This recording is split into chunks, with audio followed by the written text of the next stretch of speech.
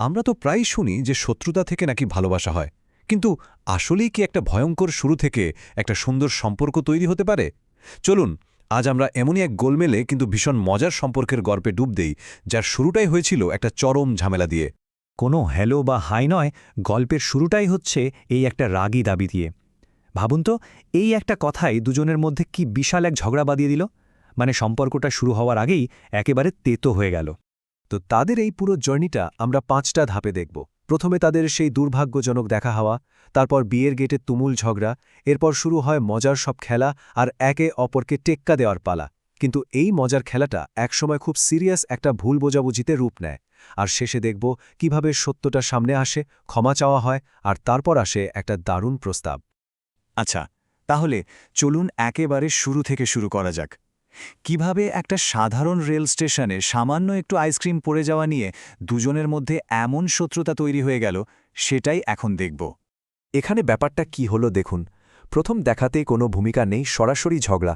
একজন তার ড্রেসের জন্য ক্ষতিপূরণ চাইছে, তো আরেকজন তাকে একদমই পাত্তা না দিয়ে উল্টো অযৌক্তিক ভাবছে।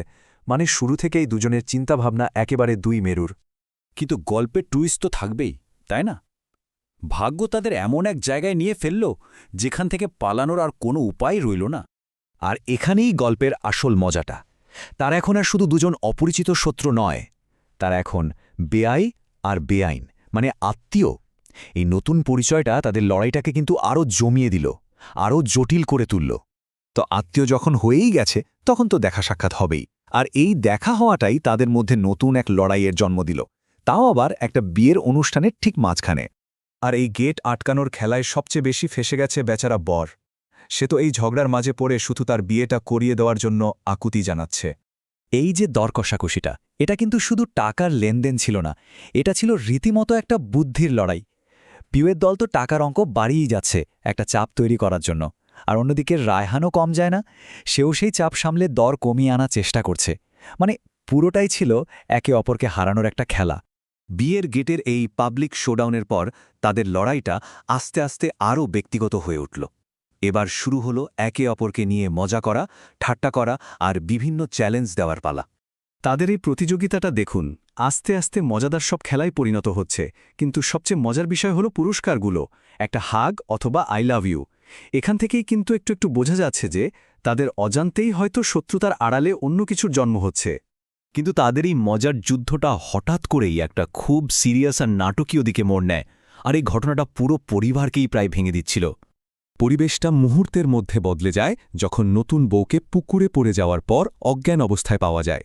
আর ঠিক তখনই পরিবারের আরেকজন সদস্য এই ভয়ঙ্কর অভিযোগটা করে বসে। ব্যাস, এই একটা কথাই রায়হানের বিরুদ্ধে সবাইকে একজোট করে ফেলে। একবার ভাবুন তো, এক মুহূর্তে রায়হান সবার চোখে একজন ভিলেন হয়ে গেল। এমনকি তার নিজের ভাইও তাকে বিশ্বাস করল না, তাকে বাড়ি থেকে বের করে দেওয়া হলো।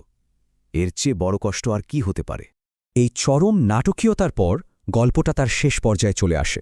এবার সময় হয়েছে সব মিথ্যার জট খুলে আসল সত্যটা জানার। আর ঠিক তখনই পুরো পরিস্থিতিটা 180 ডিগ্রি ঘুরে যায়। জানা গেল রায়হান আসলে দোষী নয়, বরং সেই তো হিরোর মতো তার ভাবিকে বাঁচিয়েছে। এই সত্যিটা সামনে আসার পর পুরো পরিবার নিজেদের ভুলের জন্য অপরাধবোধে ভুগতে শুরু করে। এই বিশাল ভুল বোঝাবুঝিতে নিজেরও যে একটা ভূমিকা ছিল, সেটা বুঝতে পেরে পিউ আর বসে থাকতে পারেনি। সেই প্রথম এগিয়ে আসে সম্পর্কটা ঠিক করার জন্য। পিউ তার ভুলের জন্য মন থেকেই ক্ষমা চায়। কিন্তু গল্পটা কিন্তু এখানে শেষ হয়ে যায় না। গল্পের শেষে আসে সেই আসল টুইস্ট। পিউ ক্ষমা চাওয়ার ঠিক পরে রায়হানকে এমন এক অদ্ভুত আর অপ্রত্যাশিত আবদার করে বসে। তো এভাবেই একটা ভয়ঙ্কর প্রথম দেখা থেকে শুরু হয়ে তাদের গল্পটা একটা মিষ্টি প্রস্তাবের মাধ্যমে পূর্ণতা পেল। রায়হান আর পিউয়ের গল্পটা শেষে আমাদের জন্য একটা প্রশ্ন রেখে যায়। আচ্ছা, যে সম্পর্কগুলো এত ঝগড়াঝাটি, এত সংঘাত দিয়ে শুরু হয়, সেগুলো কি শান্তভাবে শুরু হওয়া সম্পর্কের চেয়েও বেশি মজবুত হতে পারে? হয়তো সবচেয়ে গভীর অনুভূতিগুলো এভাবেই চরম সংঘাতের মধ্যে দিয়েই জন্মায়।